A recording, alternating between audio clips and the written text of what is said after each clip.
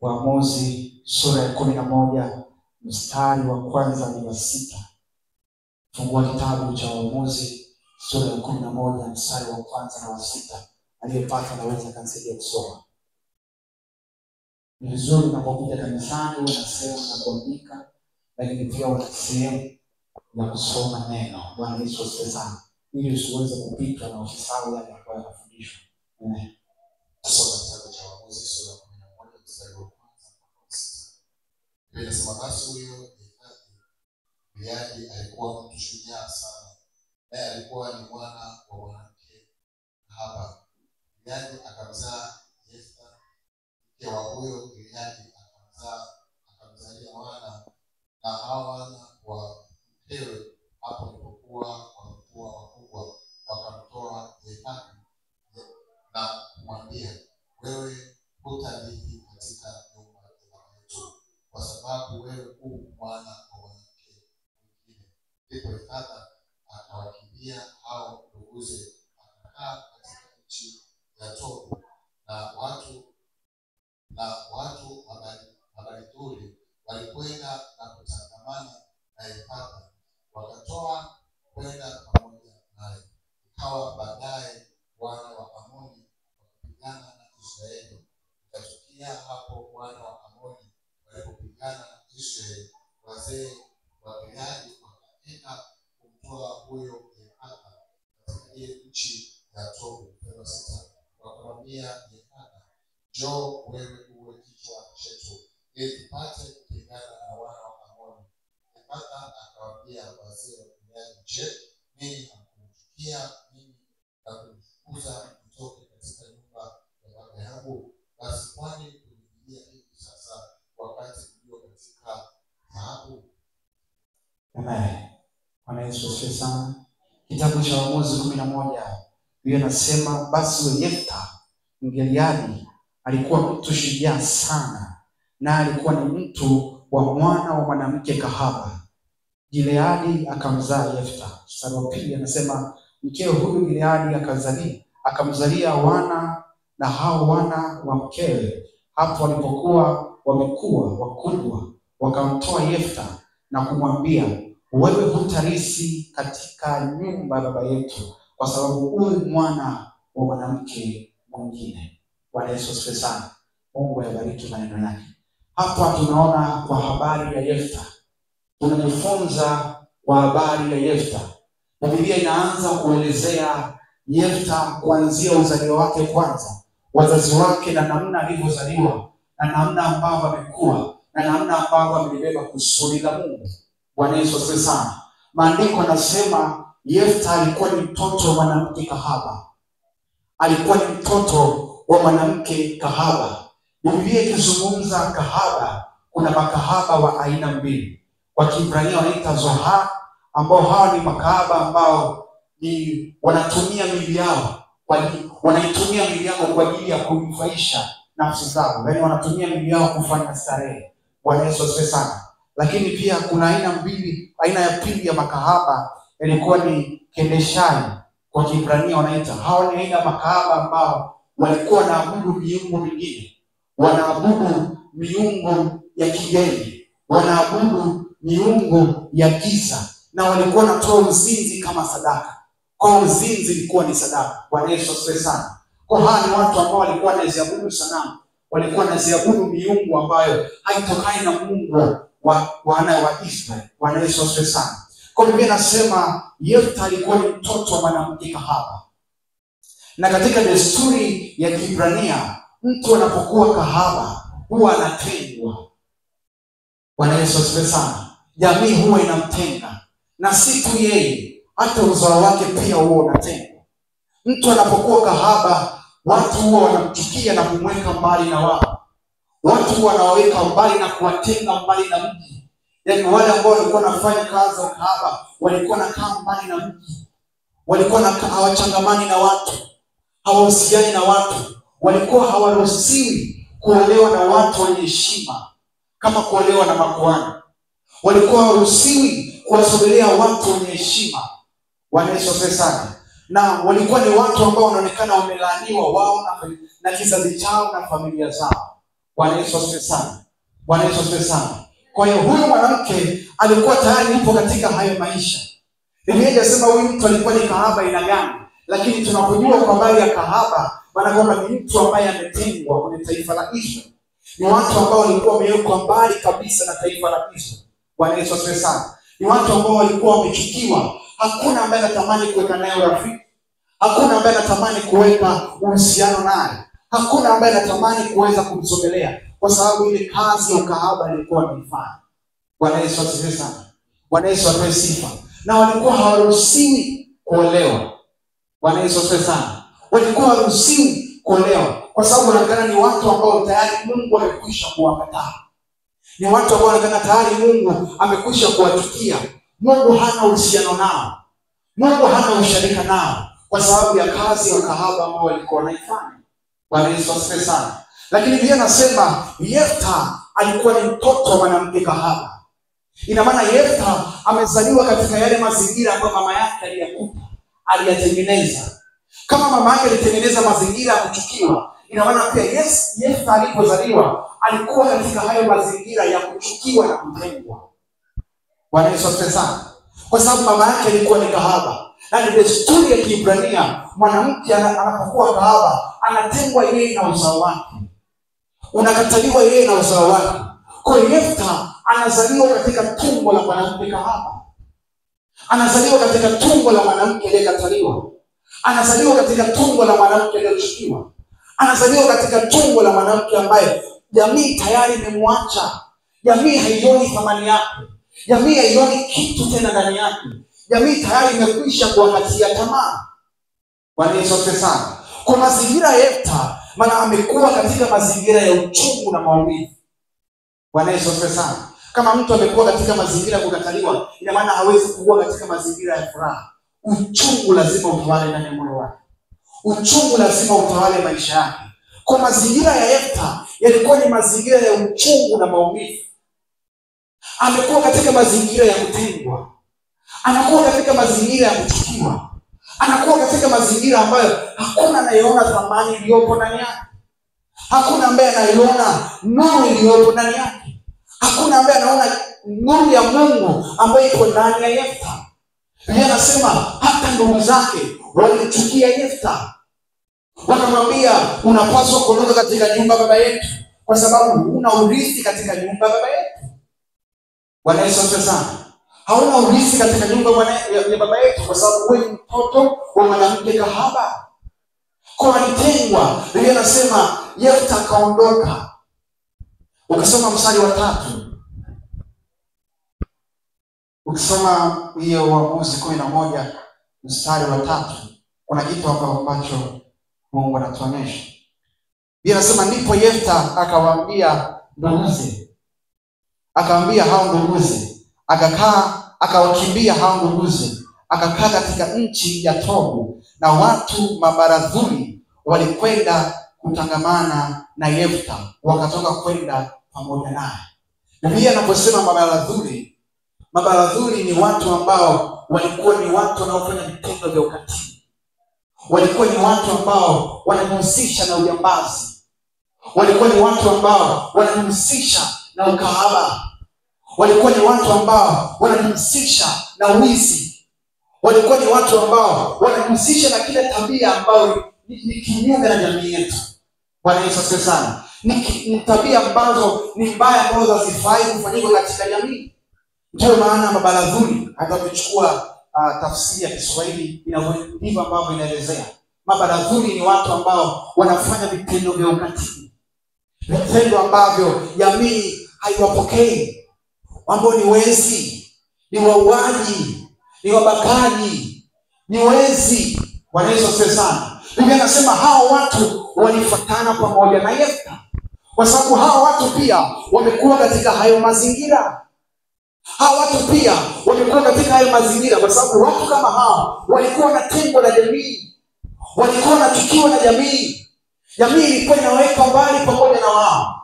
Bwana Yesu asifiwe sana. Biblia inasema Yefta alipoondoka, hao watu wakafuatana pamoja na Yefta. Hao watu wakaendana pamoja na Yefta. Bwana Yesu asifiwe sana. Bwana Yesu asifiwe sana.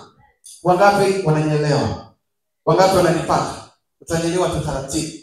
Bwana Yesu asifiwe sana. Biblia inasema hao watu wakafuatana pamoja na Yesu. Walipofika kule wakakaa katika nchi ya Tobu, ambapo palikuwa pana mbali kidogo na taifa la Israeli. Mbali kidogo na Israeli. Bwana Yesu asifiwe sana. Maandiko yanasema taifa la Israeli likaingia katika vita. Wana wa Amoni wakaanza kuweka vita pamoja na Israeli. Wana wa Amoni wakaanza kuinukia juu ya taifa la Israeli. Na kipindi hicho taifa la Israeli halikuwa na mfalme. Walikuwa wanaongozwa na waamuzi. Waamuzi ni watu ambao Mungu huwa anawachagua kwa ajili ya kuongoza. Waamuzi walikuwa wachaguliwi na jamii. Walikuwa wachaguliwi na watu. Ni watu ambao Mungu anawachagua kwa ajili ya kazi yake. Ni watu ambao Mungu anawateua kwa ajili ya kufanya kazi yake juu ya taifa. Ni watu ambao Mungu alikuwa anawateua kwa ajili ya kuleta ukombozi ndani ya taifa. Biblia inasema kipindi hicho hakukuwa na waamuzi. Hakukuwa na maamuzi yote ambaye amesimama juu ya taifa la Israeli. Ukirudi nyuma kwenye sura ya 10, Biblia inasema wana wa Israeli walipita miaka 18 ya taabu. Taifa la Amoni likawainukia ndani ya miaka 18 pasipo msaada. Taifa la Amoni likaanza kuwainukia ndani ya miaka 18 pasipo msaidizi, pasipo kuwa na mtu wa kuwatetea, pasipo kuwa na mtu wa kuwasaidia. Lakini kitu ambacho taifa la Israeli ambacho tulisahau, wamesahau ya kuwa mtu aliyemtenga ndiye amebeba nuru ya taifa. Bwana Yesu asifiwe sana. Taifa la Israeli kitu ambacho walikuweza kujua, walijua mtu ambaye aliyemchukia na kumkataa na kumweka mbali ndiye ambaye amebeba majibu ya taifa la Israeli. Ukisoma maana ya Yefta kwa Kiebrania ni mtu anayebeba funguo. Yeye atakayefungua, tafsiri ya Yefta. Yeye atakayefungua. Ina maana Mungu ameiweka funguo ya Israeli ndani ya mtoto wa mwanamke kahaba. Mungu ameiweka funguo ya Israeli ndani ya mtu ambaye amechukiwa. Mungu ameweka majibu ya taifa la Israeli ndani ya watu ambao hawakuwa na majibu, watu ambao hawakuwa na thamani ndani ya taifa. Bwana Yesu asifiwe sana. Bwana Yesu asifiwe sana. Ndivyo ambavyo tunaishi maisha yetu mimi na wewe. Leo hii kuna watu wamekuwa katika mazingira ya taabu na mazingira magumu. Wamekuwa katika mazingira ya kuhuzunisha. Unakuwa katika familia yenye umaskini. Hakukuwa na msaada. Hakukuwa na mjomba kuweza kukusaidia. Hakukuwa na ndugu kuweza kukusaidia. Kuna watu hapa wamesoma kwa shida. Kuna watu hapa mmekuwa kwa shida. Mmekuwa katika mazingira ya maumivu na uchungu. Lakini bado nikuonyesha kitu. Biblia inasema Yefta alikuwa ni mtoto wa mwanamke kahaba. Kwa maana kwamba alichukiwa na aliishi mazingira ya uchungu. Ukisoma mstari wa 1, Biblia inasema Yefta alikuwa ni shujaa sana. Bwana Yesu asifiwe sana. Bwana Yesu asifiwe sana. Ukisoma mstari wa 1 anasema Yefta alikuwa ni mtu shujaa sana. Nini ambacho kilimfanya Yefta awe shujaa? Ni kwa sababu ya maumivu na mapito ambayo aliyapitia. Hayakuweza kumuua, bali yale maumivu yalimtengeneza na kumshepu na kuweza kumfanya kuwa mtu shujaa na taifa la Israeli. Bwana Yesu asifiwe sana. Kazi ya maumivu ni kwa ajili ya kumtengeneza mtu, ni kwa ajili ya kumshepu mtu, ni kwa ajili ya kumfanya mtu kuwa imara. Mungu aliruhusu mbegu njema izaliwe ndani ya mtu ambaye hakuwa na ari, kwa sababu alitaka Yefta apitie uchungu na maumivu ili atengenezwe kuwa mtu shujaa. Yaani Mungu alificha dhahabu ndani ya matope. Bwana Yesu asifiwe sana. Alitaka Yefta apitie mazingira ya uchungu. Alitaka Yefta apitie mazingira ya kuumizwa, mazingira ya kukataliwa, ili aweze kumtengeneza kuwa imara. Angalia ndugu zake ambao walikuwa katika familia baba na mama.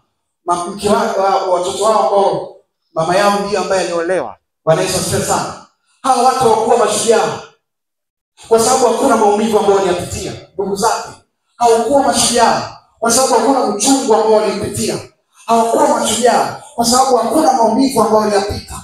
Ila kwa sababu Yefta alipitia maumivu, yale maumivu yalimtengeneza kuwa mtu shujaa.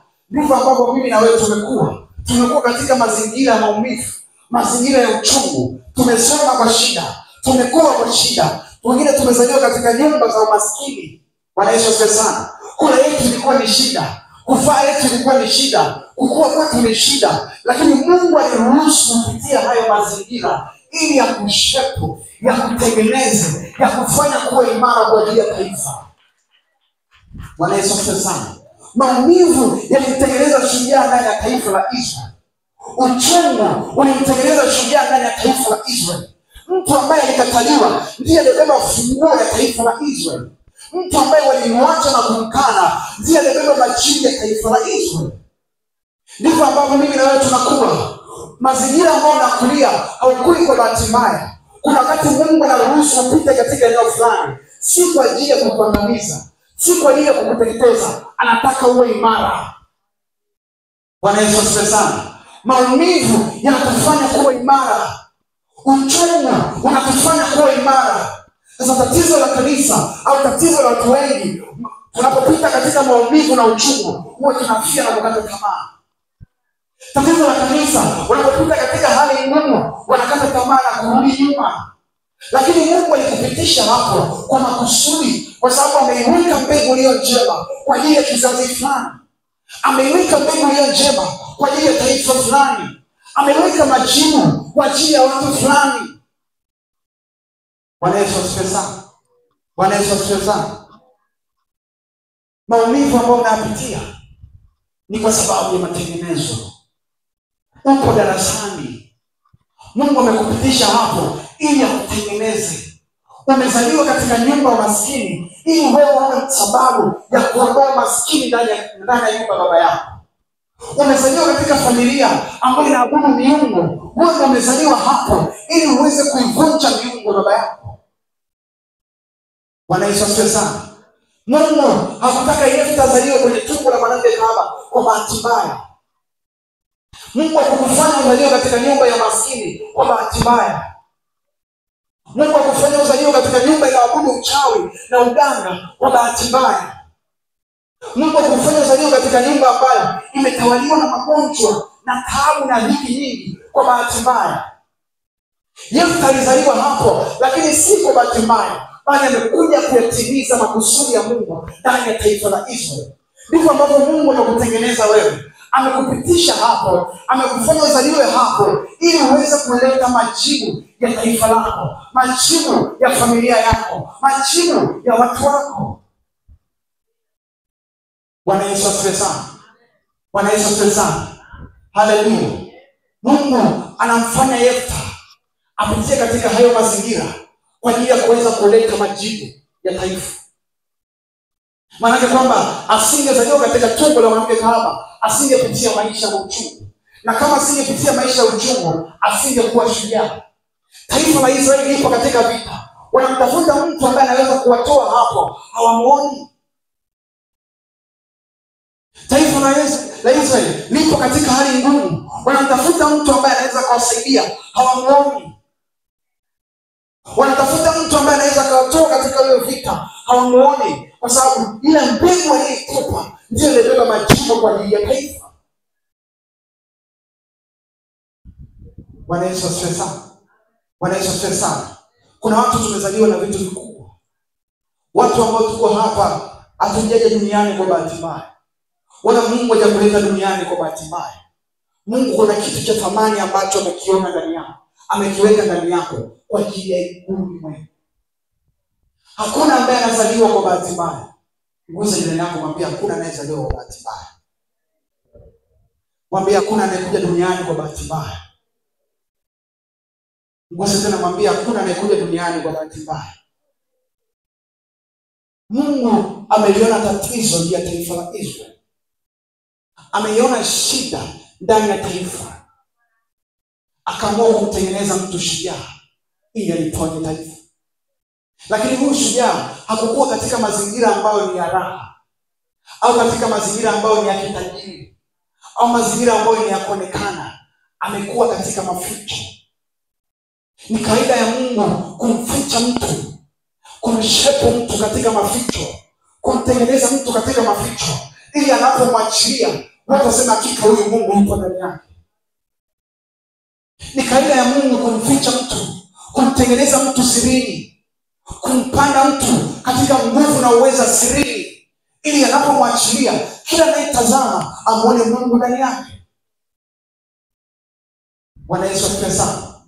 Bwana Yesu asifiwe sana. Mungu aliona shida ndani ya ulimwengu, akakutengeneza mimi na wewe kwa ajili ya kazi.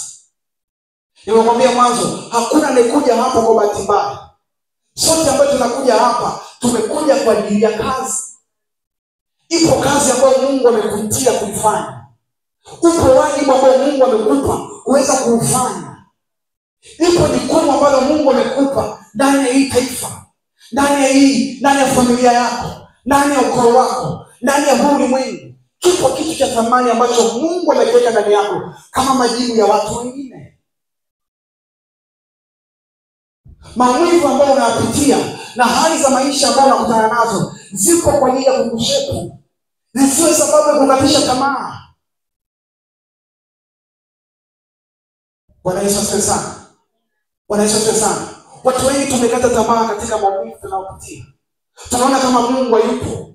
Ni kweli unaomba, lakini uone majibu. Si kama Mungu amekuacha. Kuna kitu Mungu anakitengeneza ndani yako.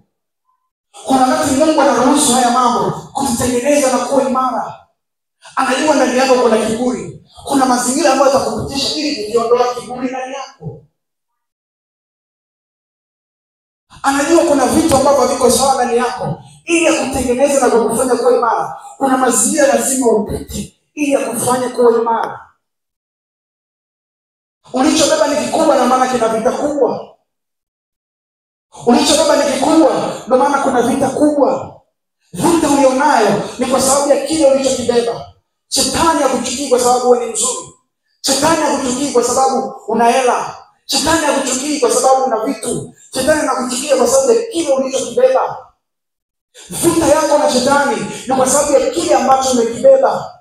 Kwa sababu anajua wewe umekuja kuharibu kazi yake. Wewe umekuja kuharibu majukumu yake. Kwa na vita na kile ambacho umekibeba. Bwana Yesu asifiwe sana. Bwana Yesu asifiwe sana. Haleluya. Mungu anajua kabisa ameweka kitu cha thamani ndani yako. Ameweka majibu ya watu ndani yako. Ameweka neema tofauti ndani yako. Ameweka majibu ya machozi ya watu ambao wamelia. Wengine tumeletwa kama majibu ya maombi ya watu. Mungu aliona familia yako imelia sana, akaamua kukupitisha wewe katika hiyo familia ili uweze kuleta suluhisho. Bwana Yesu asifiwe sana. Kuna watu Mungu anaona wanalia, wanahuzunika kwa sababu ya magonjwa. Mungu ameweka karama ya uponyaji ndani yako ili wale watu waweze kupokea uponyaji. Mungu ameona umaskini ndani ya taifa, ameona umaskini ndani ya watu, amekutengeneza wewe ili uweze kuondoa umaskini katika hilo eneo. Viko vitu vya thamani ambavyo Mungu ametupatia mimi na wewe, si kwa ajili yetu, si kwa faida yetu, ni kwa ajili ya kazi ya Mungu. Ni aibu na ni kitu cha ajabu mpaka leo hii haujui jukumu ambalo Mungu amekupatia ndani ya ulimwengu. Haujui kazi ambayo Mungu amekupatia. Bwana Yesu asifiwe sana. Kuna watu tumepewa vitu vikubwa kwa ajili ya ulimwengu, lakini shetani anakupiga. Unapita katika ile maumivu, shetani anakudanganya, kuonyesha kama Mungu yuko pamoja na wewe. Unarudi nyuma, unakata tamaa. Kadiri unaporudi nyuma, kuna watu maelfu unazidi kuwarudisha nyuma. Kadiri unapochelewa, kuna watu maelfu unawachelewesha. Na Mungu hatutaingia mbinguni kwa sababu ya utakatifu tu. Tutaingia mbinguni kwa sababu ya kazi. Mungu amekupatia kazi ya kuifanya ndani ya ulimwengu. Kazi yako ni nini? Na unafanya nini mpaka wakati huu? Mungu amekupa jukumu la kufanya. Kazi ambayo Mungu amekupa sio biashara unayofanya. Sio tu hiyo kazi unayoifanya. Kuna jukumu la kiroho ambalo Mungu amekupatia kwa ajili ya kuweza kuwakomboa watu wake. Mungu ni roho. Ili aweze kuja mahali hapa, anahitaji mwili. Mwili ni mimi na wewe. Mungu anatutumia sisi kwa ajili ya kuweza kuleta majibu kwa watu wake. Kuna siku nilikuwa najiuliza, nilikuwa napita maeneo fulani, nikakuta watu ambao wana ulemavu wanajipanga barabarani, wanaomba msaada. Wengine hawana miguu, wengine hawana mikono, wengine hawasikii, wengine hawaoni. wamejipanga barabarani, wameweka vile bakuli vyao, wanaomba msaada. Nilikuwa napita kila siku nawaona, lakini nachukulia kawaida. Kuna siku nikapita pale, kuna kitu cha tofauti kikaniingia. Nikasikia msukumo unaniambia, kwani hawa watu walizaliwa na mwanamke kama mimi? Inawezekana walikaa tumboni miezi 9 kama nilivyokaa. Kwa nini hawa wamezaliwa wakiwa na viungo dhaifu? Mimi nimezaliwa nikiwa mzima. Kwa nini mimi nimezaliwa nikiwa nasikia? Na kuna watu wamezaliwa wakiwa wasikii na walikaa tumboni miezi 9 kama nilivyokaa mimi. Kitu cha tofauti hapo. Na wamezaliwa na mwanamke kama mimi. Kwa nini naona kuna watu wamezaliwa hawaoni? Kuna watu wamezaliwa hawana mikono, hawana miguu. Nikasikia uchungu ndani ya moyo. Nikasikia kuugua sana. Sikio nililia sana kwenye maombi. Niliugua sana. Lakini baadaye nikasikia sauti inaniambia ndani yangu, yaani huo mzigo uliokuwa ndani yako ni sehemu ndogo sana ya uchungu ambao Mungu alionao kwa ajili ya watu wake. Mungu anaumia sana kwa ajili ya watu wake. Kwa sababu watu wanateseka. Watu wanaishi katika mazingira magumu. Watu wanaishi katika mazingira ya hali mbaya na hawana msaada. Si kwamba Mungu hataki kuwasaidia, ila hana mtu wa kuwafikia. Si kwamba Mungu hataki kuwaponya, ila hana mtu atakaoendea na kuisemeza habari njema. Si kwamba Mungu atamani kuweza kuwabariki hawa watu ambao wanaishi katika mazingira ya umaskini. Kuna watu kula ni shida. Kuna siku mchungaji alitoa ushuhuda hapa, akasema alienda kwenye nyumba kukuta watu wanakula udongo, hawana chakula. Wanakula udongo kama chakula. Jamani, sio movie. Wanasema jinsi ya kutunga. Walimwendea mama akakuta anakula udongo. Yeye na watoto wake hana chakula. Si kwamba Mungu hataki kuwafikia hawa watu kuwasaidia, ila hana mtu wa kuwafikia hawa. Mungu amekutengeneza mimi na wewe. Ametupa neema za kuzijua hii habari njema, lakini na sisi tumerelax. Tunaona ni kawaida, hatutaki kufanya kazi. Lakini hii ndio jukumu ambalo Mungu ametuitia. Anasema nendeni ulimwenguni wote mkaihubiri habari njema. Kuhubiri habari njema si kazi ya mchungaji, si kazi ya mwinjilisti, si kazi ya prophet au prophetess, si kazi ya nabii ya wala mtume. Kuhubiri injili kwa ajili ni kazi ya wote. Wote tulioamini tumepewa hiyo kazi. Anasema nendeni ulimwenguni wote mkaihubiri habari njema. Vipofu wakasikie, vipofu wakaone, viziwi wakasikie, viwete wakatembee, mtakula vya kuficha vita vizuri. Maana hizi kazi zimewekwa kwa ajili ya kila anayeamini. Kuponya si kazi ya mchungaji wala si kazi ya nabii. Kuponya ni kazi ya kila muamini. Kuhubiri injili si kazi ya nabii au mtume, ni kazi ya kila anayemwamini Kristo. Mungu amekupa neema ya kuijua injili yake. Amekupa neema ya kuifahamu habari zake. Familia yako inajua nini kuhusu Mungu. Watoto wako wanajua nini kuhusu Mungu. Kuna watu tumeokoka tuna miaka mingi katika wokovu, lakini umeshindwa hata kumhubiria ndugu yako habari njema, kumtangazia habari za Kristo, hata kumwombea ndugu yako apate neema ya wokovu. Huwezi. Kwa sababu nadhani umemaliza. Wapenda, tujamaliza. Ipo kazi ambayo tumepewa kuifanya. Lipo jukumu ambalo tumepewa kulifanya. Yesu alikuwa ni shujaa na alitengwa, lakini alijua ipo kazi ambayo ilitiwa. Hakukata tamaa. Maumivu alimfanya kuwa shujaa. Maumivu alimfanya kukata tamaa. Maumivu alimfanya rudi nyuma. Maumivu alimfanya kuwa shujaa. Kwa sababu alijua kwamba ipo kazi ambayo umeitiwa kuifanya. Kazi yako ipi? Umeitiwa kufanya nini? Na unafanya nini mpaka sasa hivi? Mbingu hataingia kwa sababu utakatifu. Tutaingia kwa kazi. zitahesabiwa kazi tulizozifanya.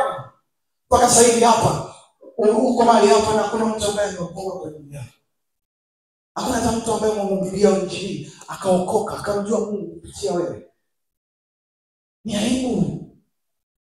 Mkristo na miaka 10, una miaka 5, una miaka 2, una mwaka mmoja, haujawahi kumwambia jirani yako unayekaa naye nyumba moja kwa habari za Kristo. Mkristo unaona aibu kubeba Biblia mbele za watu.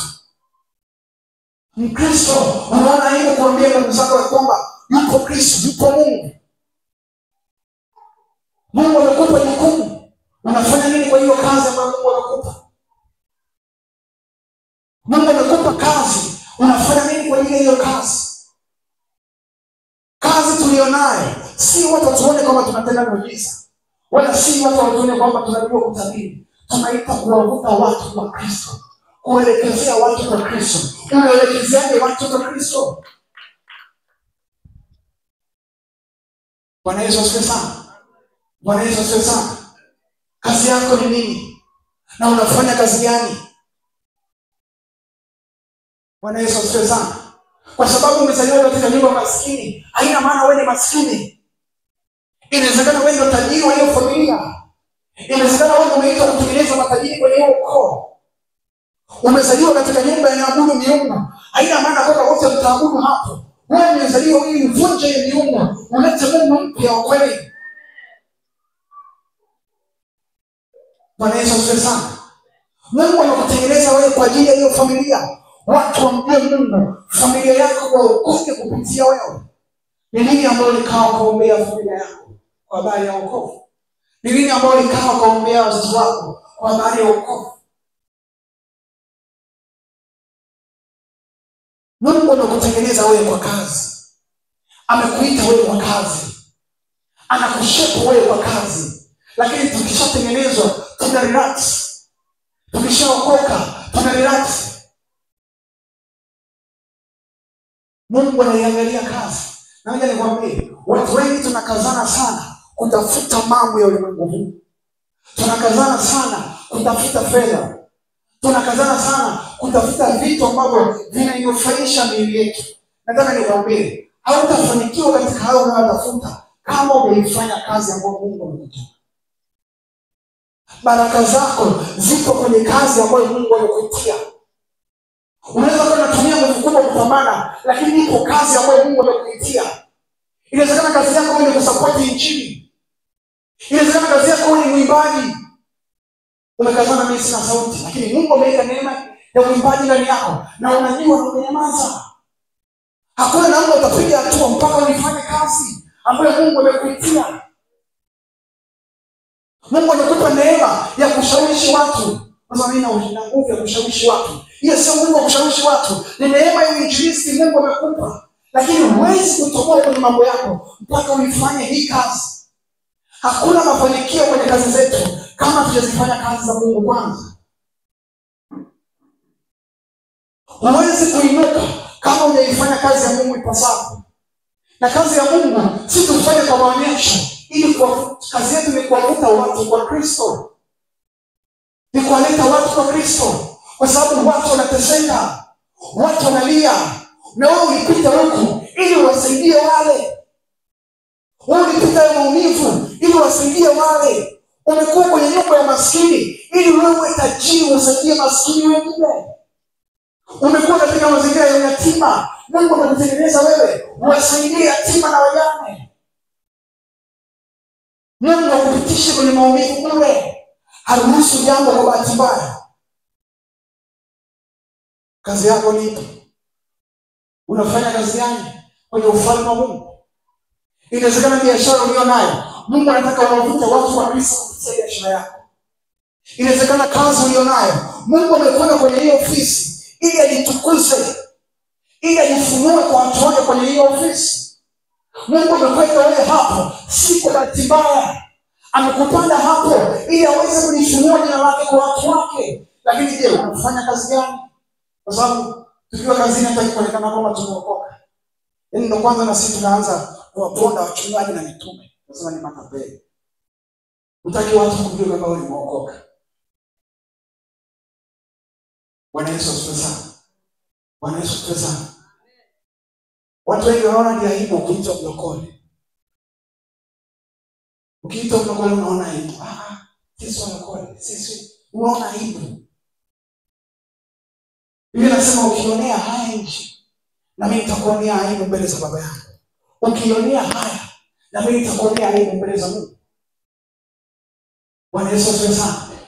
Unapaswa kueneza kazi uliyoitiwa. Unapaswa kuifanya kazi uliyoitiwa. Lakini ni kitu cha kushangaza, watu tulie kama jukumu yetu ni nini? Ni mzigo gani ambao Mungu amekupa kuifanya kwenye kazi ya Mungu? Mlio na mzigo ya kusapoti kazi ya Mungu kupitia fedha yako. Hapo ndio Mungu amekuitia. Fanya kwa uaminifu. Hautafanikiwa huko kwenye mambo yako kama utafanya hii kazi kwa uaminifu. Inawezekana Mungu amekuita kuipamba madhabahu. Fanya hiyo kazi kwa uaminifu, kwa sababu majibu yako yako hapo. Ukombozi wako uko hapo. Nuru yako iko hapo. Wokovu wako uko hapo. Mungu amekuita, amekupa neema ya uimbaji.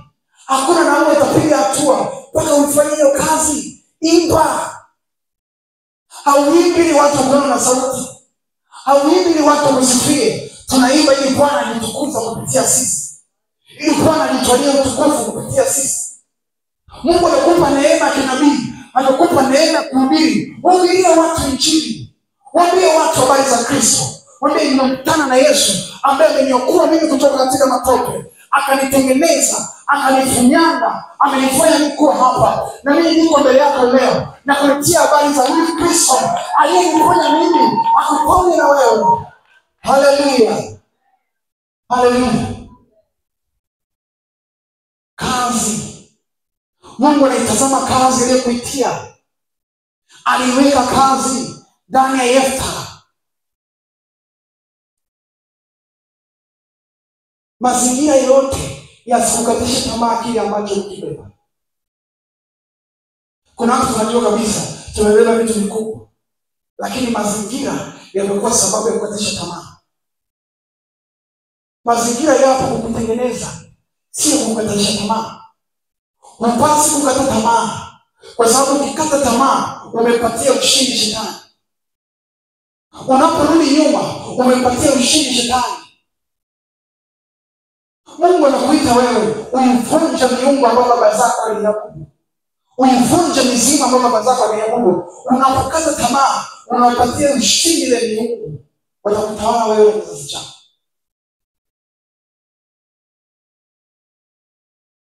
Bwana Yesu asifiwe sana. Kila mtu anayo kazi. Yaani hakuna anayeingia katika ulimwengu bila kazi. Hata mlevi ambaye anamuona kule nje anayo kazi ambayo ameitiwa. Hata mganga kienyeji ambaye anamuona kule anayo kazi ambayo ameitiwa. Sasa kuna mambo mawili. Aidha shetani ibadilishe ile kazi ambayo Mungu amekupatia kwa ajili ya utukufu wake yeye, au akuangamize kabisa. Aidha unaabudu yeye au akuangamize kabisa. Bwana Yesu asifiwe sana. Kazi yako ni nini? Kwa nini bado hakuna watu waliokoka? Na una miaka 5 katika wokovu. Kwa nini hakuna uzao wa kinabii, uzao wa kitumishi, na una miaka 5 katika wokovu? Kwa nini hakuna ambao wanasoma? Na wewe Mungu amekuweka hapo, amekupa neema ya kujua injili ya Kristo, lakini bado watu hawavuki darasa la 7. Lakini bado watu hawavuki form 4. Na wewe Mungu amekupa neema ya kuhubiri injili, amekupa neema ya kuifahamu injili yake. Mungu amekupa na wewe uvunje ile mipaka. Kwa nini bado watu wanakufa kwa kansa? Kwa nini bado watu wanakufa kwa HIV, kwa pressure? Mungu amekupa na wewe kuvunja ile mipaka, kuvunja hizo roho, kuziharibu hizo nguvu. Bwana Yesu asifiwe sana. Kwa hiyo hawajasoma, Mungu amekupanda wewe ili wewe, uzao wako na wote ambao watazaliwa baada ya wewe wasome, wafanikiwe. Kwa hiyo hakuna yule mwenye gari lazima upambane waone watoto wako wakishika gari. Kwa hiyo hakuna aliyejenga lazima upambane kumtafuta Mungu uone uzao wako ukijenga. Lakini hivi vitu vitafanikiwa kwa kazi, si kwa kukaa na kutulia.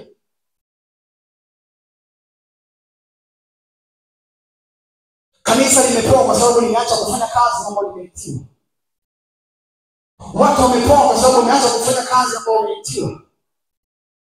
Tunapoingia katika maombi, kazi yetu ni kujiangalia sisi tu. Mungu, naomba mimi, nipatie mimi, nipe mimi, nisaidie mimi, niwezeshe mimi. Kila siku unajiangalia wewe tu. Na si kaida ya Mungu. Mungu anapatia watu vitu ili hivyo vitu vitumike kuwasaidia na wengine. Yaani Mungu akikupa fedha, hakupi kwa ajili yako na uzao wako. Anakupa kwa ajili ya kuweza kuwafikia watu wengine. Mungu anapokubariki, akubariki tu kwa ajili yako. Anakubariki ili wengine wabarikiwe kupitia wewe. Lakini ndio tunajiangalia sisi. Mume wangu atajijua mwenyewe. Mke wangu atajijua mwenyewe. Akiokoka sipookoka atajijua mwenyewe. Watoto wangu watajijua wenyewe. Waje kanisani wasipokuja atajijua wenyewe. Utahukumiwa kwa hiyo kazi. Kwa nini Mungu amekupa neema?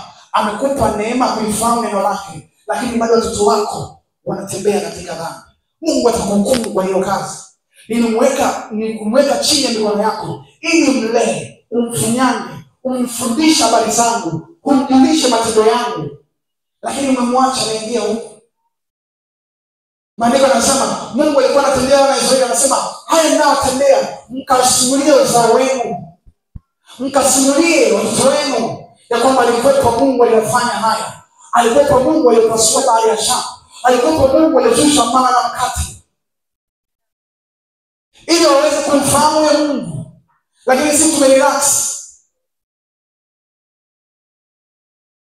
Uombee uzao wako. Uombee watoto wako.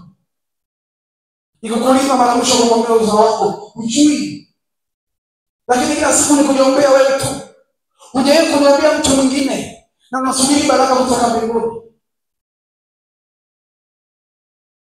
Kazi uliyoitiwa si kwa ajili yako, ni kwa ajili ya watu wengine.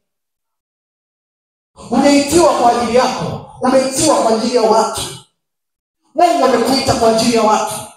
Na kazi inayozungumza, sio wote tupande hapa katika hii madhabahu kuhubiri. Inawezekana ni uimbaji, inawezekana ni utoaji, inawezekana ni kufanya usafi hapa.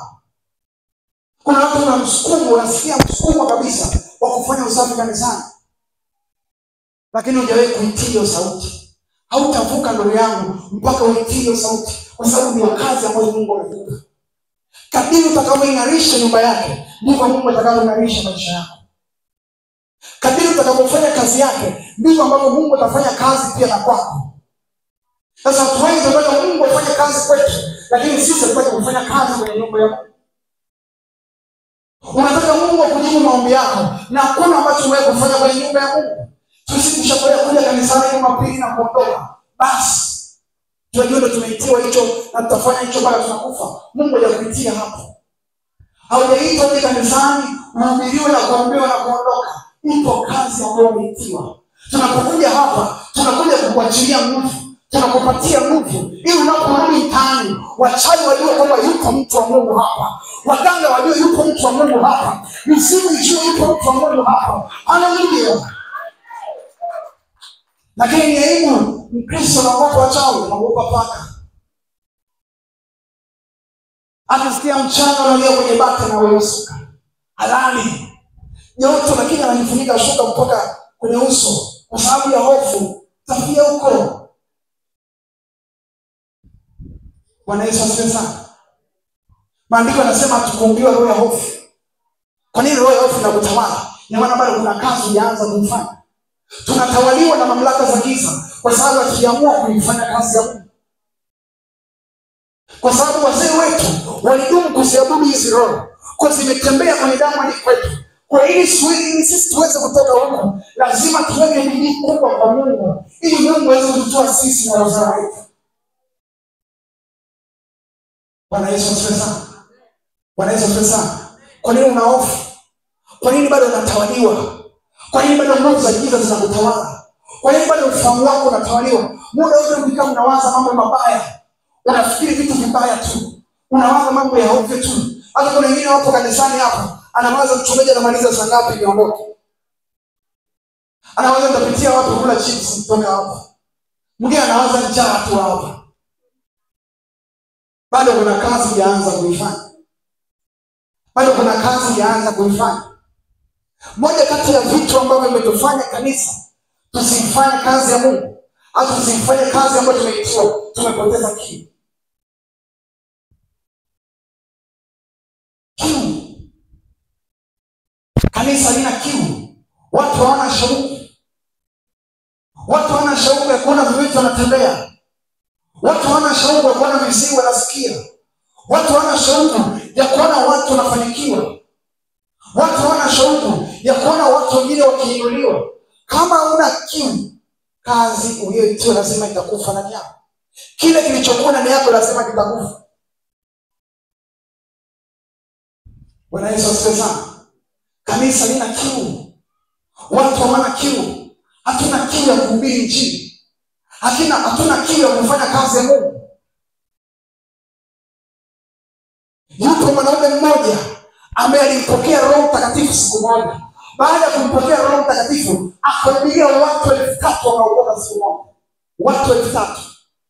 Na siku hiyo alipokea Roho Mtakatifu, siku hiyo watu 3,000 wakaokoka. Kiu. Shauku. Tunamhitaji Roho Mtakatifu lakini hatuna kiu. Hauna shauku. Hauna shauku kutamani kuona familia yako inafanikiwa. Hauna shauku kutamani kuona umaskini unakoma kwenye familia yenu. Hauna shauku kutamani kuona familia yenu ikiinuka. Hauna shauku kutamani kuona watoto wako wakiwa watu katika hili taifa. Hauna kiu. Tumepoteza kwa sababu hatuna kiu. Hatuna shauku. Hatuna shauku kutamani kuona viwete wanatembea. Hii inawezekana kwa sababu kuponya si kazi ya wachungaji. Kuponya ni kazi ya kila mwamini. Unaoweza kumwambia mtu kansa ikatoka. Unaoweza kumwambia mtu HIV ikaondoka. Unaoweza kumfufua mtu. Kwa sababu haya yanayosema yapo kwenye maandiko, na haya ndio Mungu aliyotupatia sisi. Na aliyopatia wachungaji, amepatia kila anayeamini. Biblia inasema Yesu akamwambia, kazi hizi nizifanyazo, na mnao uwezo wa kuzifanya zaidi ya hizi. Maana tunao uwezo wa kufufua. Anasema mkiniamini, na mnao uwezo wa kuzifanya zaidi ya hizi. Ina maana si kuwa mchungaji, ukiamini. Anasema mkiniamini, si upako mafuta. Ukiamini, unao uwezo wa kutabiri. Ukiamini, unao uwezo wa kufufua wafu. Ukiamini, unao uwezo wa kuiponya familia yako. Ukiamini, unao uwezo wa kuinuka. Ukiamini, unao uwezo wa kuivunja miungu ya baba yako. Hizi ni kazi kwa kila anayeamini. Kila anayeamini. Sasa hauwezi kufikia ile viwango kufanya kazi zaidi ya Yesu aliyofanya kama una kiu. Kama una shauku. Shauku yako iko wapi? Ya kutamani kuona watu wanafunguliwa, watu wanapona. Hatubarikiwi kwa sababu tunapenda kujiangalia wenyewe. Tunapenda kuziangalia nafsi zetu. Mungu amekuita kwa ajili ya watu wengine. Mungu akutane na watu wengine kupitia wewe. Bwana Yesu asifiwe sana. Bwana Yesu asifiwe sana. Kiu yako iko wapi? Ni nini ni kiu yako? Unafanya kazi gani kwenye hiyo kiu ambayo Mungu amekupatia? Mungu ameweka kitu ndani yako, kinakuwa vipi? Hauwezi kukuza kilichoko ndani yako bila kiu. Ili uweze kukua kwenye karama ya kutenda miujiza, lazima uwe na kiu ya kutamani kuona watu wanapona. Ili uweze kukua katika kiu ya kutabiri, lazima utamani kuona maisha ya watu wakifanikiwa. Kiu yako ni nini? Kiu yako ni nini? Kanisa limepoteza kiu. Kanisa linajiangalia yenyewe. Watu tumekuwa ni wabinafsi. Bwana Yesu asifiwe sana. Tumekuwa ni wabinafsi wa kuziangalia nafsi zetu wenyewe.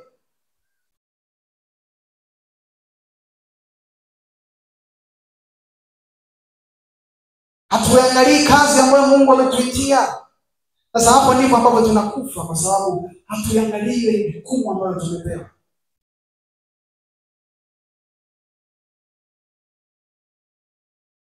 Mfungulie Ufunuo 2 mstari wa 4 na 5.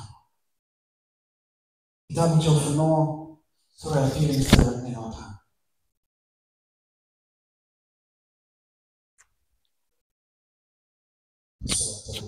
Sura ya 2 mstari wa 4 na 5 inasema, lakini nanena juu yako na kwamba umeuacha upendo wako wa kwanza. Basi kumbuka ni wapi ulipoanguka, ukatubu, ukafanya matendo ya kwanza. Lakini usipofanya hivyo, naja kwako, nami nitakiondoa kinara chako katika mahala pake, usipotubu. Hapa Yesu analiambia kanisa la Efeso ya kwamba wako vizuri kwenye kila kitu, lakini wameusahau upendo wao wa kwanza. Wameusahau moto wao wa kwanza. Wameisahau kiu yao ya kwanza. Watu wengi tulipokuwa hapa, kuna watu tulikuwa tunaweza kuomba lisali moja, sasa hivi tumeacha uombi. Ukiulizwa ni mara mwisho kuomba ni lini, ukumbuki. Na hapo uliomba dakika 2 ukalala. Lakini huu sio moto ambao ulipokea watu wanaokoka. Huu sio moto ambao ulipokea wakati tunaanza kumtafuta Mungu. Kuna watu tulikuwa tunaweza kufunga, lakini kuna watu sasa hivi hapa tuna miezi hatujafunga. Tuna miezi hatujasoma neno. Biblia ndio imefunguliwa hapa. Daftari ambalo tuliandika Jumapili ndio limefunguliwa hapa. Kiu haipo. Hili kanisa la Efeso lilikuwa liko vizuri, lakini tatizo lao, moto wao wa kwanza, upendo wao wa kwanza ulipotea. Upendo wao kwa Mungu wa kwanza ulipotea. Kiu yako ni upendo wako kwa Mungu. Kiu yako kwa Mungu iko vipi? Hauna kiu ya kutamani kuomba zaidi. Hauna kiu ya kutamani kufunga zaidi. Hauna shauku ya kutamani kufika mbali na Mungu. Hauna shauku ya kutamani kumjua Mungu. Kazi yetu sisi tunasubiri kuombewa. Kuna mambo mengine hayatoki mpaka usimame wewe mwenyewe. Kuna vitu tutakuombea hapa, vitaondoka na utapokea baraka na utapona. Lakini kuna mambo hayawezi kupona, hayawezi kutoka kama usipokuwa na shauku yako binafsi. Usipokuwa na kiu binafsi. Na kuna vitu vingine naweza nikakuombea usipokee kama una shauku. Kama una kiu kutamani kutoka hapo. Kanisa limepoteza kiu kwenye maombi. Hatuombi. Watu hawaombi. Unadhani utamshindaje adui yako kama uombi? Utavunjaje maskini wa kwenu kama uombi? Utaipasuaje miungu ya kwenu kama uombi? Hao wachawi wa nyumbani kwenu watakuogopaje kama uombi? Mapepo yatakuogopaje kama uombi? Nyumba iliyopoteza maombi imepoteza nuru. Na ni rahisi kutawaliwa na dhambi kama hatuombi. Ukiona unafanya dhambi ndio kuomba. Kwa sababu maombi na dhambi havipatani. Yaani huwezi kupatanisha maombi na dhambi. Na ndio maana kutoka kufanya dhambi huwezi kuomba. Kwa sababu maombi na dhambi havipatani. Maombi, moja kati ya vitu ambavyo vinachochea kiu tuliyo nayo ni maombi. Kwa nini unaacha kuomba? Kwa nini uombe siku hizi? Kwa nini ufunge siku hizi? Kwa nini usomi neno? Mungu amekuita hapo kwa ajili ya kazi. Mbona umeacha kuifanya hiyo kazi? Mungu anataka ajitukuze kupitia wewe kwenye hii biashara. Anataka ajitukuze kwenye hiyo kazi kupitia wewe. Lakini itawezekanaje kama uombi? Utashindaje vita kama uombi? Utashindaje umaskini kama uombi? Utashindaje hizo roho kama uombi? Maombi ndio msingi wa uamsho wa ndani. Ndio msingi wa ule moto wa ndani. Ukikosa maombi, moto huo unakufa. Anasema chocheeni karama hiyo ndani yako. Hata karama inachochewa kwa maombi. Usione tu watu wanakuja hapa kama baba alivyokuja leo akatamka hajamgusa mtu. Katamka tu maneno ya Mungu. Watu kila mtu amepokea hapa, hata mimi nimepokea. Hivi vitu vinachochewa na maombi. Hakuamka tu asubuhi anasema nije. Hakuamka tu asubuhi anasema nishike maiki nianene ya maneno. Maombi. There is no power in that prayer. Hakuna nguvu kama kuna maombi. Tumekuwa dhaifu katika ulimwengu wa roho kwa sababu ya maombi. Mapepo yanakuweza, magonjwa yanakuweza, kila kitu kinakuparamia wewe tu. Mapepo yanakuparamia wewe. Wachawi tu wakiwa wanapita kwenye anga zao, wanashuka kwenye kwako, wanaika kituo kwanza, ndio wanaendelea kwa sababu maombi. Wewe nyumba yako inaongoza kwa paka kila siku. Maombi. Nyumba yako inaongoza kwa mzauza kila siku. Maombi. Hebu anza kuomba tuone kama tusogea hapo. Anza kuomba tuone kama utasikia pato analia juu ya bati. Anza kuomba kama utasikia mchanga unalia huko. Omba. Bwana Yesu asifiwe sana. Hofu inapotea kwa maombi. Kuna watu hapa tuna hofu, maombi, kwa hofu. Unaogopa mchawi, sinaogopa nitatokea. Mimi siwezi kutembea usiku naogopa. Maombi. Kwa sababu kazi ya maombi yanakufanya kuwa jasiri. Popote unaamini kama naweza kupita. Ninaweza kuingia popote na hakuna kunifanya chochote. Kwa sababu na nguvu na ujasiri wa maombi. Hawa waganga hawezi kuogopa kama uombi. Hawa wachawi wa kwenu hawezi kuogopa kama uombi. Hakuna ushirika kati ya mapepo na maombi. Hakuna ushirika kati ya nguvu za giza na maombi. Mahali ambapo kuna maombi, nguvu za giza hazikali. Mahali ambapo kuna maombi, pana moto. Bwana Yesu asifiwe sana. Moto. Ichochee karama iliyo ndani yako kwa maombi. Kila siku nyumba yako wewe mtoto anaamka, mtoto anaumwa, mtoto kapona, kesho kaamka bibi anaumwa, anapona kesho anaamka mjomba anaumwa, anapona mara wewe kiuno, ukiamka kesho kichwa, ukiamka kesho tumbo, kila siku ni magonjwa. Maombi. Anza kuomba kama utuone kama utakuchezea. Na ninapozungumzia maombi, tuzungumzie maombi. Baba, nibariki nilale salama. Sio maombi ya saa kulala.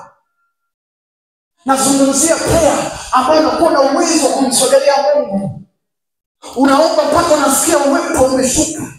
Unaomba mpaka unasikia kuna malaika wameshuka. Unaomba mpaka unasikia nguvu imeshuka. Prayer.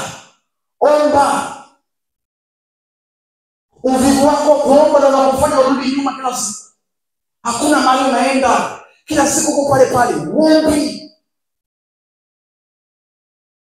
Anza kuweka nguvu kwenye maombi. Wekeza moyo wako kwenye maombi. Utakutana na Mungu. Ili Mungu akubadilishe, kuna tabia zingine huwezi kubadilika mwenyewe. Ili Mungu akubadilishe, lazima uwe mtu wa maombi. Ukutane na Mungu. Kwa sababu zile tabia ni kama giza. Mungu anasema mimi ni nuru ya ulimwengu. Kila siku unapomsogelea, ile giza na kawaida ya kuondoka. Kama unazidi kumsogelea, ile giza linazidi kuondoka. Tabia mbaya zinatuweza kwa sababu hatuombi. Kuna watu tuna tabia mbaya mno. Na unapokutana na mtu na tabia mbaya, tafsiri yake haombi. Kuna mambo unaweza kugeuza kwa akili zako, kwa fahamu zako, prayer. Ukiona mtu ana hasira, muombi. Ndio maana una hasira. Mwana muombi hawezi kuwa na hasira. Yaani ukiwa muombaji huwezi kuwa na hasira. Na kuna wengine tunajisikia mimi na hasira. Wajisikia ni pepo hilo. Yeye anasema hasira na gati kwani kwa nani? Maombi. Maombi yanayotushape na kutufanya kuwa watu katikati ya watu.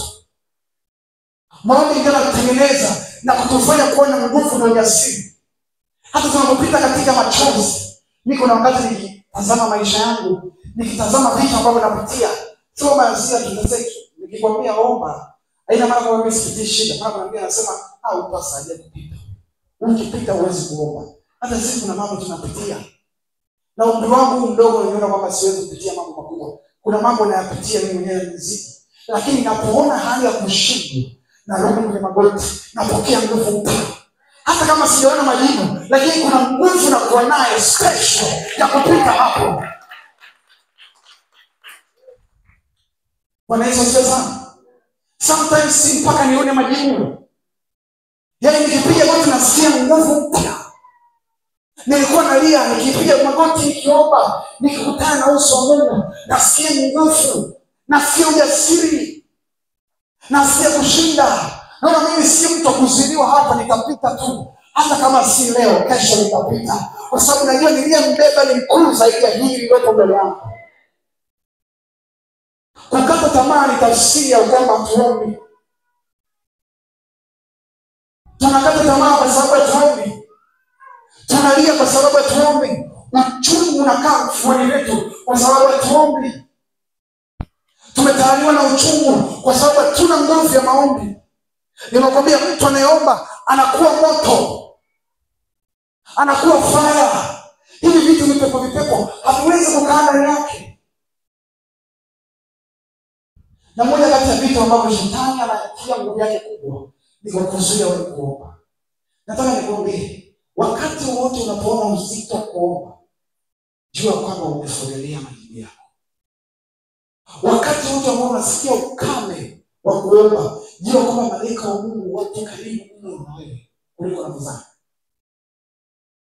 Lakini adui anakuletea uzito, usingizi, kula. Kuna watu watufungi, unapenda kula vibaya mno. Ukifunga utakufa. Unaona nani amefunga akafa? Bwana Yesu asifiwe sana. Hatufungi. Mimi nasema mambo mengine hayawezekaniki pasipo kufunga na kuomba. Kuna vitu huwezi kuleta mabadiliko kama ufungi na kuomba. Huwezi kuleta mabadiliko kwenye taifa kama ufungi na kuomba. Huwezi kuleta mabadiliko kwenye ukoo wako, kwenye familia yako kama ufungi na kuomba. Huwezi kuleta mabadiliko kwenye jamii yako kama ufungi na kuomba, kwa sababu mambo mengine hayawezekani pasipo kufunga na kuomba. Mara mwisho kufunga ni nini? Unajua nafsi yako. Na hapo nyingine tukifunga unaanza kufungulia tu. Yaani ukifunga kuanzia asubuhi, wewe muda wote unaanza futari ya saa 12. Ukifunga, kuna watu wakifunga na kuwa ni saa. Yaani muuliza tu saa ngapi sasa anakuambia mpaka dakika ni sekunde. Kwa sababu kila saa baada ya dakika 10. Baada ya masaa mawili. Baada huko sio kufunga. Tunazungumzia kufunga, unajidhabihu kiasi kwamba hata usikie mwili unasikia dhaifu. Unasikia mwili ukiwa dhaifu. Unasikia nguvu ndani. Unasikia moto ndani. Unatamani kuendelea zaidi. Sio kufunga saa 12 nasema ila roho Mungu inaniambia ninywe maji. Saa 6. Roho Mungu inaniambia ninywe maji. Nilegeze saumu. Tuko sio kufunga. Lazima tuwe na moto. Vijana lazima tuwe na moto. Ni aibu wewe kijana una wiki mbili hujafunga, hiyo ni aibu. Tabeza Kristo. Ni aibu unapita wiki, hakuna hata siku unasema hii wiki, katika wiki yangu natoa siku moja kama dhabihu mbele za Mungu. Kama huwezi kutoa mwili wako kwa dhabihu, unaweza kushinda tamaa za mwili. Hasa sisi vijana, kama huwezi kutoa mwili wako kwa dhabihu, unaweza kushinda tamaa ya mwili. Ni rahisi kutawaliwa na uzinzi kama ufungi na kuomba. Ni rahisi kutawaliwa na tamaa mbaya kama uliuko utoe mwili wako kwa dhabihu. Ufungi, uombe, wewe kijana unahitaji moto, unasema Bwana amenituma ili niweze kuleta majibu. Uombe, ufungi. Bwana Yesu asifiwe sana. Mwaka mmoja nilisafiri kwenda mkoa mmoja kuhubiri. Kuna mchungaji alinialika. Wakati ananialika kwenye ule mkutano, tunamshukuru Mungu, tulihubiri vizuri, nguvu ya Mungu ikaonekana, watu wakafunguliwa.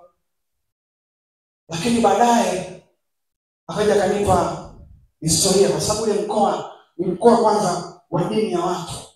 Bwana Yesu asifiwe sana. Ni mkoa wa kidini. Kizungumza hivyo ni mkoa wa kidini. Wanaweza sana. Alafu una ushirikina mwingi sana. Una ushirikina mwingi mno. Uchawi mwingi mno. Akaniambia kwenye hili eneo niliyofanikiwa kujenga kanisa mimi pia. Kila aliyekuwa anakuja hapa anafurumushwa, wanamuondoa. Na wanamfuata kisha nakwambia wewe utakupa siku 2 utaondoka. Wanaondoka. Lakini mimi walinifuata mara kibao. Lakini namshukuru Mungu niko hapa. Akaniambia kuna mchungaji mwingine mmoja aliletwa pale kwa ajili ya mkutano. Alifanya mkutano siku ya kwanza, akarudi usiku kalala, asubuhi alikuta iko juu ya mti. Asubuhi alikuta iko juu ya mti. Mchungaji alipoona vile kaberisha mkutano, kabeba mabegi, wewe ule nilikotoka. Bwana Yesu asifiwe sana. Lakini nilipokuja mimi niliposikia vile, nilisikia story nyingi za kutisha. Mara kuna mchungaji mwingine amepigwa ganzi, wamepigwa stroke wala nini. Nikasema hapana. Lazima nitengeneze historia tofauti.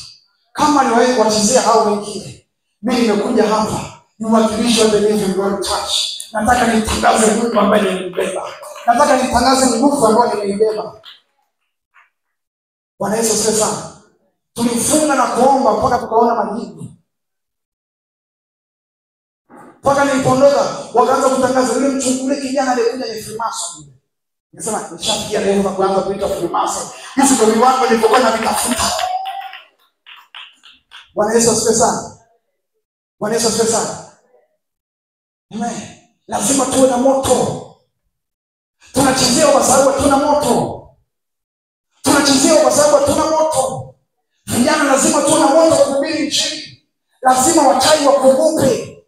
Wakikuona wasema huyu sio mtu wa kawaida. Huyu si mtu wa kawaida, sio mtu wa kuchezewa. Chezeni kwa ile nyumba usiingie. Pale kuna mtu. Sisi wenyewe tumemshindwa, kuna mtu pale. Bwana Yesu asifiwe sana.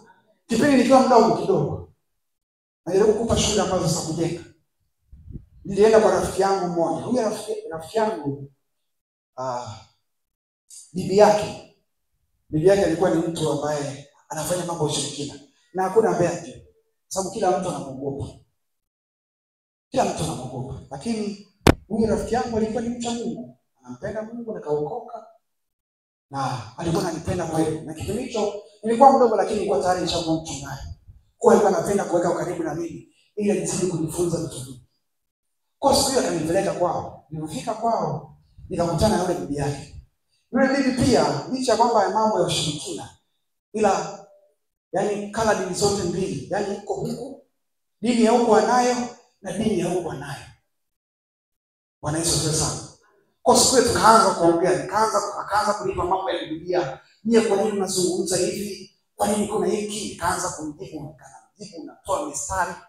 Hivi na hivi na hivi na hivi. Tulibishana sana siku hiyo. Lakini mwisho wa siku tulimaliza vizuri. Tukaondoka, mimi nikarudi zangu nyumbani. Nikaendelea na mambo yangu. Usiku nikamwona ile bibi amekuja kwenye ndoto. Nilimpiga kweli. Nilimpiga sawa. Pasipo kuangalia umri kwa sababu kuna mambo ya roho na umri.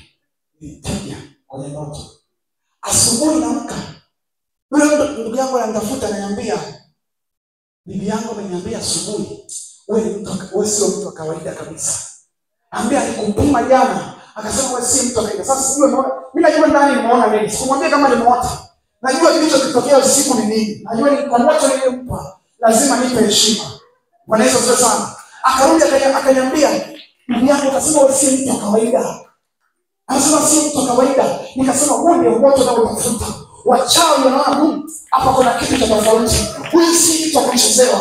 Huyu si mtu wa kulogwa. Ndio mambo yanapaswa kuwa kwetu.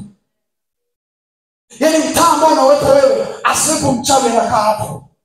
Mtaa ambao unawepo wewe, asiwepo mganga anakaa hapo. Mahali ambapo uko wewe, mapepo asipite hapo. Sema kuanzia leo, kwa nini kuwepo hapa? Ni marufuku wachawi kupita hapa.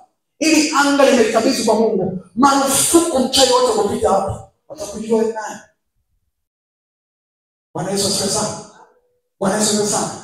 Nakumbuka nikiwa ni katika umri wa sekondari, darasa la 7 sikumbuki. Nilikuwa naishi na babangu. Na kipindi hicho nilikuwa naishi na baba tu. Katika eneo ambalo nilikuwa nakaa, kulikuwa kuna mganga kwenye ile eneo. Na of course alikuwa ananichukia sana. Na mimi nilikuwa nishaanza wokovu. Sababu of course nimekulia kwenye makanisa. Nimekulia kanisani.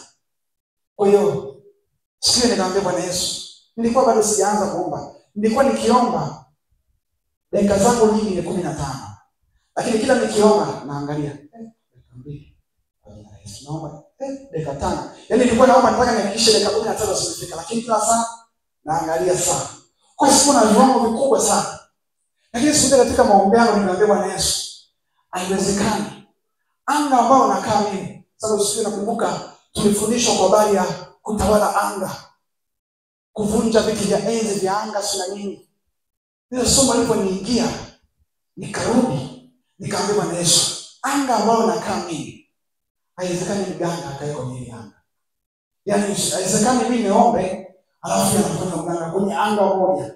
Yaani hilo anga liwe la mapepo, hilo anga liwe la malaika. Hicho kitu hakiwezekani. Bwana Yesu, hebu dhihirisha nguvu zako. Naomba huyu mtu mtoe hapa. Umhamishe hapa. Na of course baba alikuwa ananichukia hata kumsalimia tikisa. Nilipofanya ile maombi, nikaingia kabisa kwenye mfungo, kafunga na kuomba. Haweza mimi nipita wiki moja, alikuwa amepanga kwa nyumba fulani. Yule mwenye nyumba alimfukuza kwa aibu. Nikasema kumbe ipo nguvu ya kuweza kuhamisha hawa watu. Licha kwamba level yangu ilikuwa ni ndogo, lakini kwa sababu nilitambua kazi niliyo nayo, niliweza kuhamisha. Bwana Yesu asifiwe sana. Ukitambua nafasi uliyo nayo, ukitambua nguvu ambayo Mungu aliongeza ndani yako, hauwezi shindwa na mapepo, hauwezi shindwa na wachawi, hauwezi shindwa na hizi nguvu za giza. Bwana Yesu asifiwe sana. Wekeza nguvu yako kubwa kwenye kuomba na kufunga. Usiache kuomba. Unapoacha kuomba ni ishara kurudi nyuma. Unarudi nyuma. Na kama unarudi nyuma, kuna watu wanapotea kwa sababu yako. Kuna watu wanakufa kwa sababu yako. Wewe uliyepewa jukumu umeacha kufanya kazi. Biblia inawaambia Esther, ukikataa kuifanya kazi hii, hakika wewe na nyumba yako utaangamia. Ila Bwana atakufanyia msaidizi mwingine atakayetuokoa. Ukikataa kuifanya kazi ambayo Mungu anakuita, utaangamia wewe na nyumba yako. Lakini Bwana atakuinua mtu mwingine wa kusimama. Usikubali kurudishwa nyuma. Simama kwenye kazi ambayo Mungu anakuitia. Chochea karama iliyokuwa ndani yako. Una karama unabii, chochea kwenye maombi ili walete watu kwa Kristo. Una neema ya uimbaji, si lazima uwe na sauti. Kuimba si sauti, ni mafuta. Kuna watu walipewa mafuta hapo na baba, alipewa mafuta ya uimbaji. Sijaona hata kijiunga kwenye praise. Sijaona hata kifuatia wakifanya kazi ya uimbaji. Mungu alikutangaza kwamba nimekuita hapa, nimekupa mafuta yangu ya kunitumikia kwenye eneo la uimbaji, ila wewe umeacha kufanya hiyo kazi. Fanya kazi ambayo Mungu anakuita. Hapo ndipo majibu yako yalipo. Hapo ndipo wokovu wako ulipo. Bwana Yesu asifiwe sana. Bwana Yesu asifiwe sana. Chochea moto uliokuwa ndani yako. Uchochee moto ambao uko ndani yako. Chochea nguvu ambayo iko ndani yako. Malizia. Bwana Yesu asifiwe sana. Kitu cha pili cha kuchochea ni ibada. Ibada nyingi zimepoteza nguvu ya Mungu kwa sababu ya hali ya mazoea. Tumekuwa tukizoea ibada. Watu wengi tunazoea ibada. Tunaupoteza moto tulio nao kwa sababu tunazoea ibada. Ibada sio kitu cha mazoea. Kwenye maisha yako kabisa, kataa kuweka mazoea kwenye ibada. Usifanye mazoea kwenye ibada. Aidha hapa au unapokuwa nyumbani unapofanya ibada yako, usifanye mazoea kwenye ibada. Kwenye ibada ni mahali ambapo Mungu anahudumiwa na kushuka. Ukileta mizaa unapoteza ulichokuwa nacho. Maombi yapasi kuzoeleka. Kufunga kupasi kuzoeleka. Kutoa sadaka kupasi kuzoeleka. Usilete mazoea kwenye nyumba ya Mungu au kwenye ibada. Kuna watu tuna mazoea kwenye utoaji. Yaani ukienda ukipanda daladala tenchi nao baki 200 unakuja kutoa kanisani. Hayo ni mazoea. Hayo ni mazoea. Hauwezi kukua kama una roho ya mazoea. Moja kati ya vitu ambavyo vimeua huduma za watu wengi na karama na vipawa vya watu wengi ni roho ya mazoea. Kuzoea vitu. Wengine tunazoea mpaka wachungaji. Pastor David anasemaga hivi. Pastor David yuko hivi. Pastor Rich yuko hivi. Baba yuko hivi. Huwezi kutoboa. Hauwezi kufika mbali kama una roho ya mazoea. Moja kati ya vitu ambavyo vinaweza kuinua watu ni kuwa na moyo unyenyekevu. Kunyenyekea na si mazoea. Mazoea ni ishara ya kiburi. Unapokuwa na mazoea ni maana kwamba kiburi kinaota. Unajiona wewe ni bora kuliko watu wengine. Unajiona unafaa kuliko watu wengine. Unajiona unaweza kuliko watu wengine. Hicho ni kiburi, ni roho ya mazoea. Mungu haambatani na watu ambao wana kiburi. Mungu haambatani na watu ambao wana mazoea kwenye ibada. Usiwe na kiburi kwenye nyumba ya Mungu. Unapoambiwa simama tuimbe, usimame ile kusimamisha ni nani? Simama. Mungu ndio yuko hapa tunayemwabudu. Unitii mimi, unamtia aliyepo hapa. Tunapoambiwa simama tuabudu, wewe umekaa. Hicho ni kiburi. Mchungaji atanifanya nini? Unaniambia nini? Mchungaji ni mdogo kuliko mimi. Mungu atembee na watu wenye kiburi. Jifunze kuwa na unyenyekevu unapokuwa katika maombi, unapokuwa katika kutoa sadaka. Hata unapokuja kutoa sadaka, toa kwa unyenyekevu kama unacho. Kama una, tulia kwa unyenyekevu kumwambia Bwana nipatie awamu ya basi. Ila usilete kiburi na mazoea kwenye nyumba ya Mungu. Wala sadaka unayokuja kutoa hapa, au umpatie mchungaji, au umpe mchungaji la soda, au umpe mchungaji la kula. Wala tufai kwa sababu ya sadaka. Hatuli kwa sababu hizi sadaka. Bwana Yesu sana. Unamtolea Mungu. Usiangalie nani anaipokea. Unatoa kwa ajili ya Mungu. Unapotoa, ukiona kama unatoa kwa ajili ya Mungu, utakuwa na unyenyekevu. Kwa sababu unajua Mungu aliye mbele yetu ni mkubwa mno. Jifunze kuwa mnyenyekevu. Nyenyekea kwa watumishi wa Mungu. Mungu kuna watu wamewaheshimu. Wewe unapodharau watu ambao Mungu ameheshimu, unajitafutia matatizo. Mtu awe mtumishi kwa sababu mtu ameamua kuwa mtumishi. Ni Mungu amemheshimu, amempa neema. Kama mtu amemheshimu Mungu, amemheshimu mtu. Kwa nini wewe unamdharau? Hata kama ni mdogo kuliko wewe. Usidharau kwa sababu kitu tofauti ambacho kiko ndani yake kitakusaidia kuvuka mahali.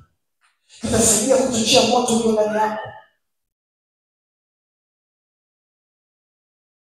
Jifunze kunyenyekea kwenye nyumba ya Mungu. Unapokuwa kwenye nyumba ya Mungu, kuwa mstaarabu. Kuwa mnyenyekevu. Hapa watu tumoja kumtafuta Mungu. Tumekuja kumwabudu Mungu. Kiburi ni moja kati ya kitu ambacho unakuwa kanisani unawaza nje.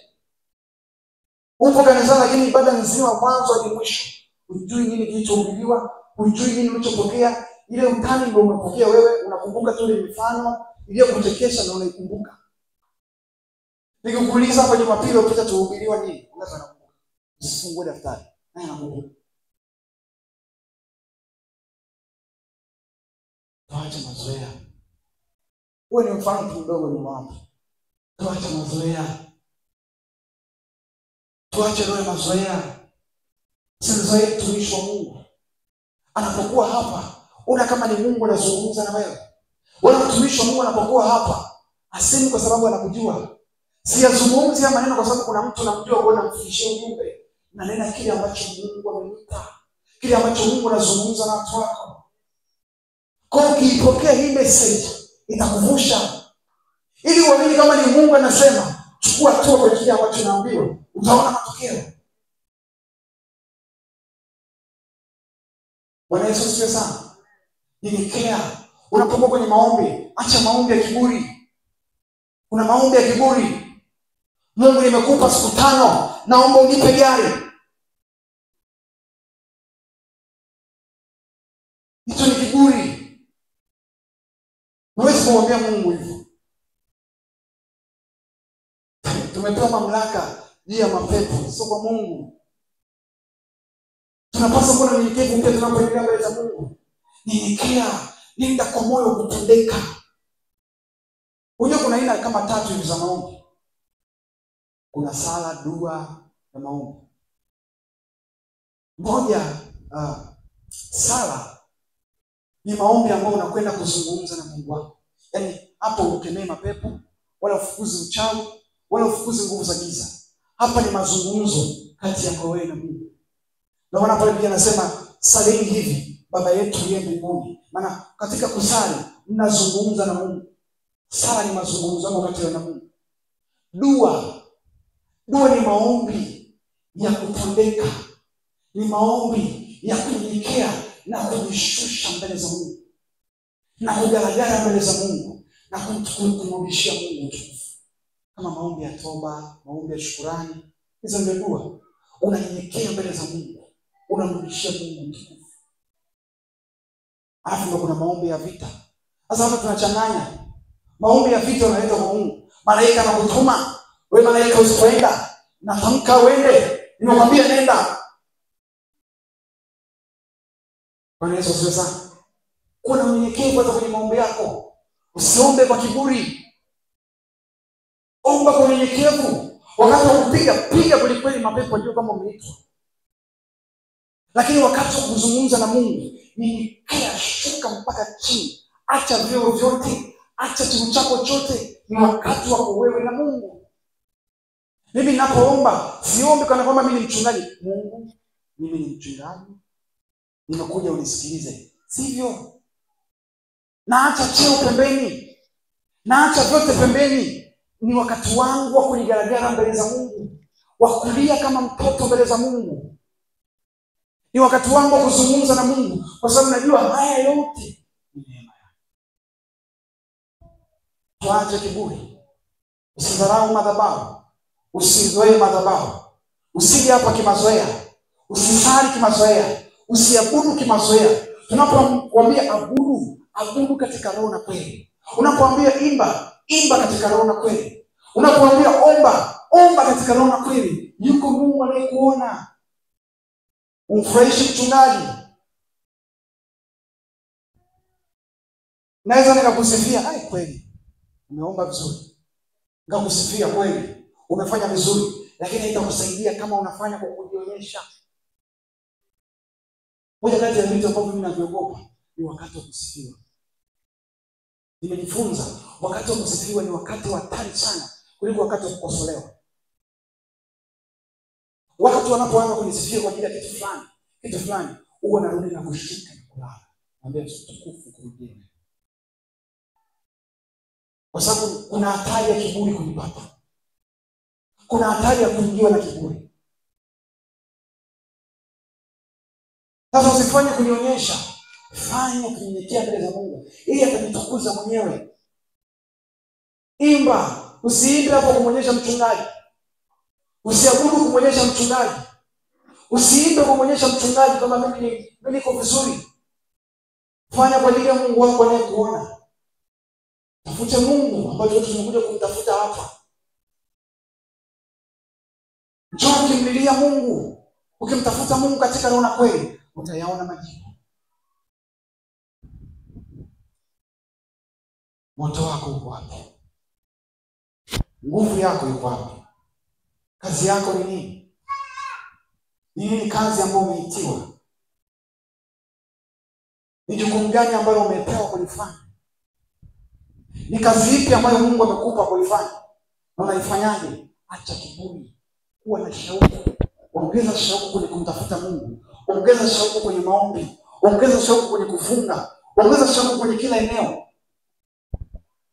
Kuwa na shauku. Sio unakuja kanisani, unasikilizia mwanzo hadi mwisho wa ibada. Ongeza shauku yako. Ongeza shauku yako kumtafuta Mungu. Shauku yako kumjua Mungu. Fika mbali. Simama mahali.